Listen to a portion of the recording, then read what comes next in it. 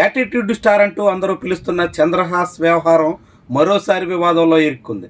ఇప్పటికే ఆయన వేదిక మీద పాడిన పాట చాలా దుమారం రేపుతుంది, తీవ్ర విమర్శలు ఎదుర్కొంటున్నారు. అదే సమయంలో జర్నలిస్ట్ని బెదిరించారంటూ మరో కేసు కూడా నమోదు కావడం సంచలనంగా మారుతుంది. అసలు ఇంతకీ ఇలాంటి ధోరణులు ఎందుకు పెరుగుతున్నాయి? సినిమా వేదికల సాక్షిగా ఈ తీరున కొంతమంది వ్యవహరిస్తున్నటువంటి వైనం ఎటు దారి తీస్తుంది?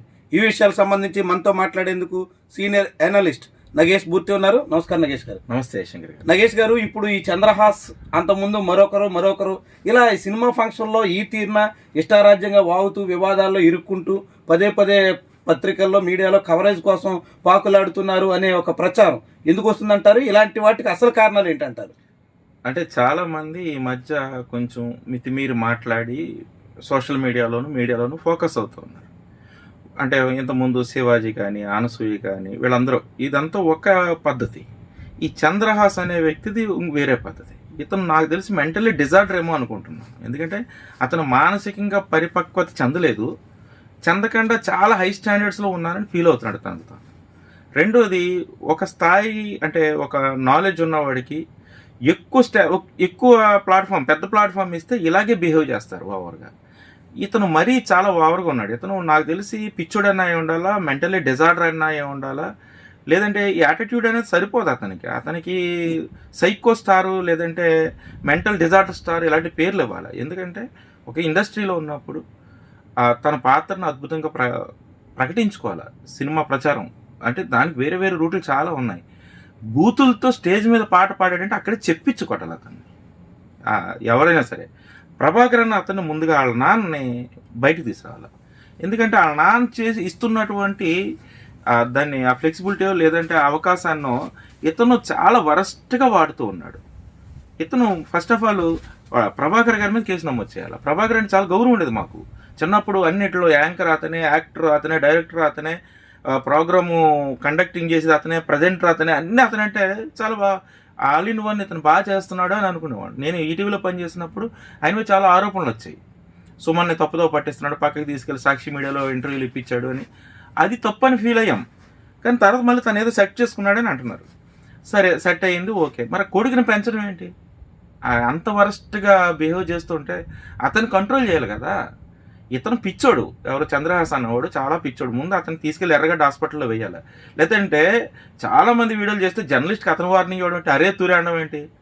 అందుకని అతను ముందు తీసుకెళ్ళి ఎర్రగడ్డ హాస్పిటల్ వెళ్ళి తర్వాత పోలీస్ స్టేషన్ తీసుకెళ్ళాలి. చాలా వరస్ట్గా బిహేవ్ చేస్తున్నాడు అతను. ఇలాంటి వాళ్ళని ఇండస్ట్రీలో ఉంచకూడదు. ఇండస్ట్రీ పెద్దలు కూడా స్పందించారు. జేడి చక్రవర్తి అలా పాడతాడని నేను అనుకోలేదు అని చెప్పి అతను ఆయన వేలో చెప్పాడు.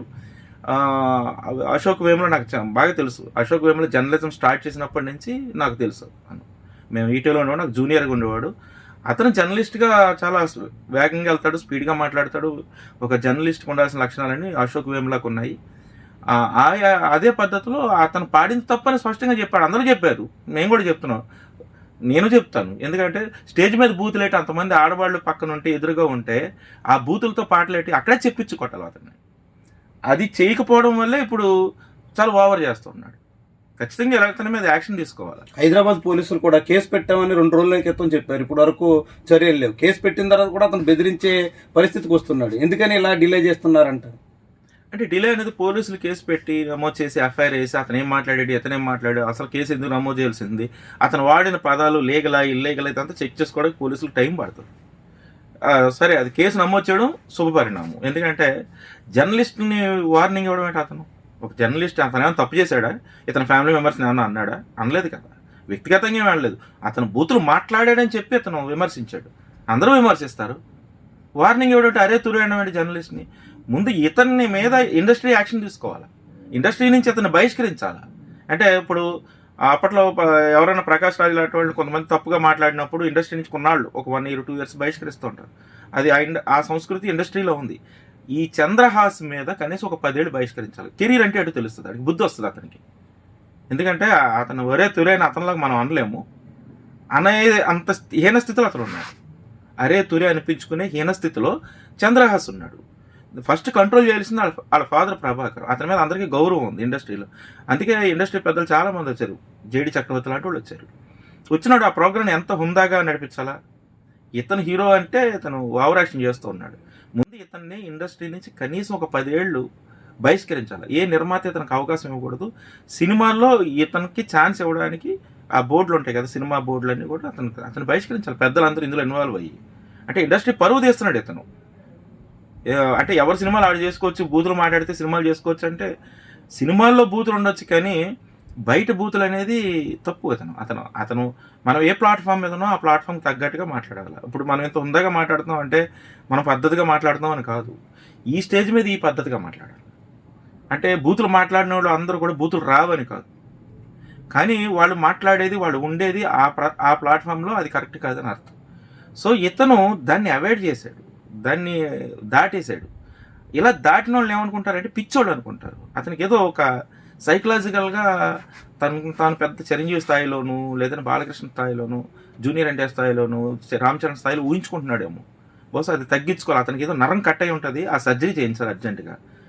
లేదంటే అది పిచ్చోళ్ళే మాట్లాడతారు. మెంటల్లీ డిజార్డర్ ఉన్నవాళ్ళు పిచ్చోళ్ళు మాత్రమే ఆ ప్లాట్ఫామ్కి సంబంధం లేకుండా మాట్లాడుతుంటారు. ఇప్పుడు చంద్రహాస్ అన్న అతను అలా మాట్లాడుతున్నాడు కాబట్టి అతన్ని ముందు ఎర్రగడ్డ హాస్పిటల్కి పంపించాలి. ఇప్పుడు వరుసగా ఎలాంటి పరిణామాలు మీరు ఇందాక కొంతమంది గుర్తు చేశారు, శివాజీ ఇలాంటి వాళ్ళు అందరూ ఇలా సినిమా సంబంధించినటువంటి వాళ్ళు నోరు జారడం, అదొక వివాదం అవడం, తద్వారా తమ సినిమా ప్రమోషన్ జరగడం, ఇలాంటి ఎక్స్పెక్ట్ చేయడం, ఈ రీతిని సాగడం ఎంతవరకు సమంజసం అంటారు? ఇది ఎక్కడి వరకు దారి తీసే ప్రమాదం ఉందంటారు? అంటే ఇలా కంటిన్యూ అవుతుంటుంది శంకర్ గారు. ఎందుకంటే పొరపాటున ఒకళ్ళు నోరు జారితే దాన్ని చాలామంది సోషల్ మీడియాలో ట్రెండింగ్ అవ్వడం కోసం దాన్ని వాడుకున్న వాళ్ళు ఎక్కువ. ఇప్పుడు శివాజీ గారు నోరు జారారు, ఒకవేళ ఫ్లోలో మాట్లాడినా, ఒకవేళ అనుకుని మాట్లాడినా, ఉద్దేశపూర్వకంగా మాట్లాడినా అక్కడ దానికన్నా ఇంకొక పదం వాడలేరైనా, ఒకవేళ వాడాలనుకుని ఏదైనా మంచి పదం వాడొచ్చేమో. ఒకవేళ ఆయన ఏ ఉద్దేశంతో మాట్లాడినా దానికి ఆయన క్షమాపణ చెప్పాడు, అది ఓకే.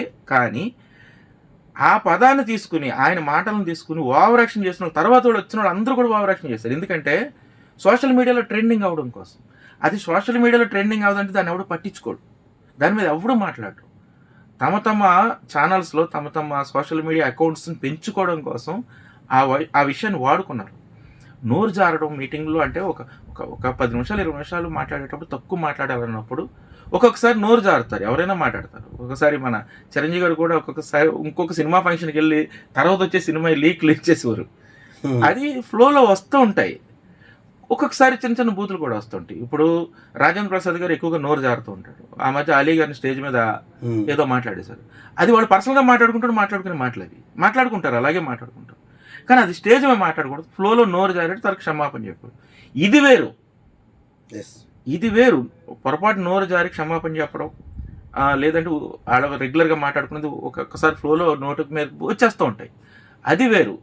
సోషల్ మీడియాలో ట్రెండ్ అవ్వడం కోసం వాడేవాళ్ళు ఇంకొక రకం ఉన్నారు, ఒకరిద్దరు ఉన్నారు కొంతమంది, అది వేరు. కానీ ఈ చంద్రహాస్ అనే స్కీమ్ వేరు. ఓకే, ఇతను ఏంటంటే ఇతని యాటిట్యూడ్ స్టార్ కాదు, ఇతను మెంటల్ స్టార్. ఇతనికి మెంటల్ ఉంది పాపం.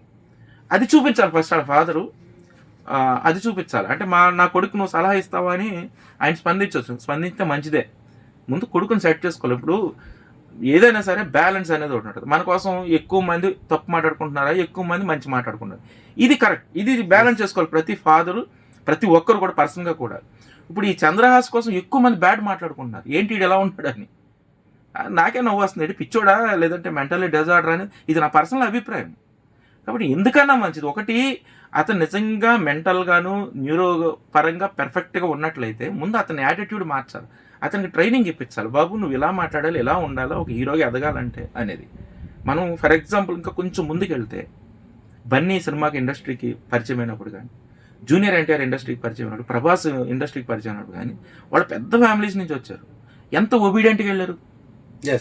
అలాగే నాని, కొత్తగా వచ్చిన హీరోస్ ఉన్నారు చాలామంది, మన ఈ మధ్య కొత్తగా వచ్చిన హీరోలు అందరూ వాళ్ళు చాలా ఒబీడియంట్గా వెళ్ళారు. ఇతను ఆ మధ్యలో ఎక్కడో ఒక చోట ఉన్నాడు కదా, ప్రభాకర్ కొడుకు కాకపోతే ఇతను ఖమ్మంలో ఏదో పని చేసుకుంటూ ఉండేవాడు. ప్రభాకర్ కొడుకు కాబట్టి సినిమాల్లో అవకాశం వచ్చింది. ఈ మధ్య ఇంకొక రూమర్ కూడా వచ్చింది ఈ 2 రోజుల్లోనే. ప్రభాకర్ ఈటీవీలో పనిచేసినప్పుడు సుమన్ ఏదో ఒక బ్లఫ్ చేసి చాలా డబ్బు వెనకేసాడు, ఆ డబ్బుతో సినిమాలు చేస్తున్నాడని అన్నారు. అది నేనేం ఆరోపించట్లేదు, ఒకవేళ అది ఓకే, దాన్ని అలా తీస్తే దీంతో వచ్చిన పొగరు, ఈ పొగర్ని ముందు కంట్రోల్ చేసిన బాధ్యత అతని తండ్రికి, అతని గైడెన్స్ ఇచ్చే వాళ్ళకి, అతని గార్డియన్స్కి ఉంది. అతనికి ఎవరో ట్యూటర్స్ ఉంటారు కదా, వాళ్ళు చెప్పాలి. మొన్న నిన్న ఒక టీవీ డిబేట్లోకి వచ్చి చాలా ఓవర్ చేసి మధ్యలో వెళ్ళిపోయాడు అతను. అలాగే వెళ్ళిపోతే అతనికి యాటిట్యూడ్ ప్రాబ్లం కదా, దాన్ని మించి ఏదో ప్రాబ్లం ఉంది, దాన్ని ట్రీట్మెంట్ చేయించాలి. ముందు దానికి చెప్పాలి. మాటలతో చెప్తే అయిపోతుంది అంటే మాటలతో చెప్పి చేయాలి. అక్కడ కూడా అవ్వట్లేదు అనేది చాలా సంవత్సరాలుగా మనకు తెలుస్తుంది. అంతకుముందు సినిమా తీసినప్పుడు తెలిసింది, ఇప్పుడు కూడా అదేలాగా ఉన్నాడు. అంటే అతనికి ఏదో ఒక ప్రాబ్లం ఉంది, సైకలాజికల్ డిజార్డర్ ఏదో ఉంది. అది చూపించి అతనికి కౌన్సిలింగ్ ఇప్పించి హాస్పిటల్ చూపిస్తే అతని వరకు బాగుంటాడు అనేది నా ఉద్దేశం.